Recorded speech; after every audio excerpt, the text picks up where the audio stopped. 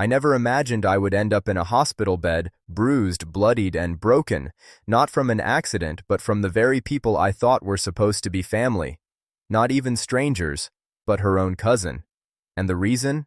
My wife's betrayal. It started like any other evening.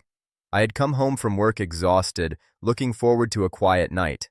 My wife, Rena, seemed unusually tense when I walked in. I noticed her phone buzzing constantly, and the way she glanced at it with guilt written all over her face made my stomach twist. At first, I didn't say anything. I wanted to give her the benefit of the doubt, to avoid an argument. But the tension in the house was palpable.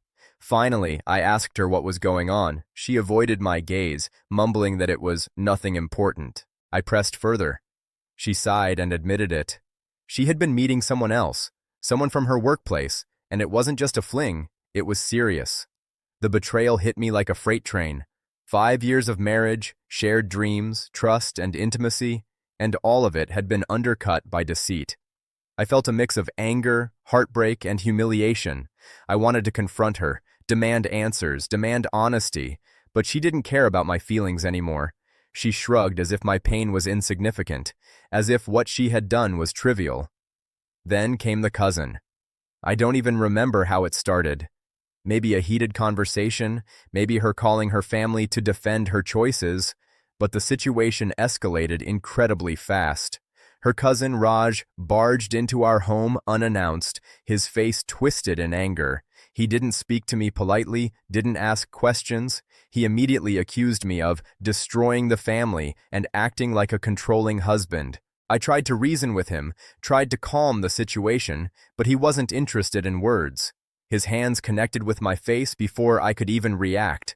A punch to the jaw, another to the ribs. I stumbled backward, hitting furniture, feeling bones crack, teeth rattle.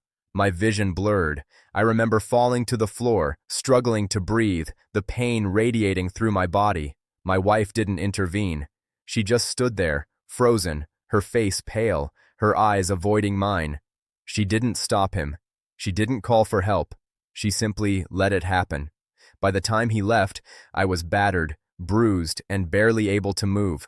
My lips were split, my ribs hurt with every breath, and the black and blue marks forming on my body were a visible reminder of the betrayal I had endured, both from her infidelity and from the people she had involved to protect her secrets.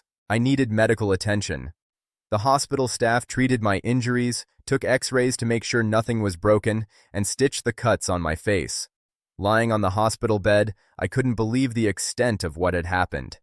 Betrayal had taken so many forms that night, emotional, physical, and familial.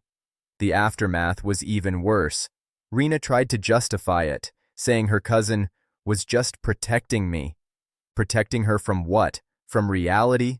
From the truth that she had destroyed our marriage? Her words made my blood boil. She had let violence happen in my own home, and now she tried to spin it as my fault. Friends and family were shocked. Some suggested I press charges. Some advised me to leave immediately. I realized that staying in that marriage meant accepting more humiliation, more betrayal, more disregard for my well-being. I did leave. Slowly, methodically, I removed myself from a situation that had become toxic in every sense. I focused on my recovery, physically and emotionally. I leaned on friends, took care of my health, and began the process of rebuilding my life. It wasn't easy. Every scar on my body was a reminder, every reflection in the mirror a trigger, but I also understood that the true betrayal wasn't just the violence. It was the indifference of the person I had trusted the most. My wife's actions had allowed this to happen. Her choices had caused it, and recognizing that truth gave me the clarity to walk away. Today, I am stronger. I am careful about who I let into my life, who I trust, and who I give power over my emotions. The scars may fade, but the lessons remain. Betrayal can come from the most unexpected places, sometimes from someone you love, sometimes from someone you consider family, and the only way to survive it is to reclaim your power, your dignity, and your life. I don't speak to Rena anymore. I don't have contact with her cousin, and I don't let anyone treat me as disposable. What happened that night was horrifying, yes, but it also taught me that true strength isn't about fighting back blindly. It's about knowing when to walk away and protect yourself from further harm. Betrayal is brutal. It comes in many forms, but surviving it, learning from it, and emerging stronger, that is what defines you. That is what keeps you whole, even when the world seems determined to break you.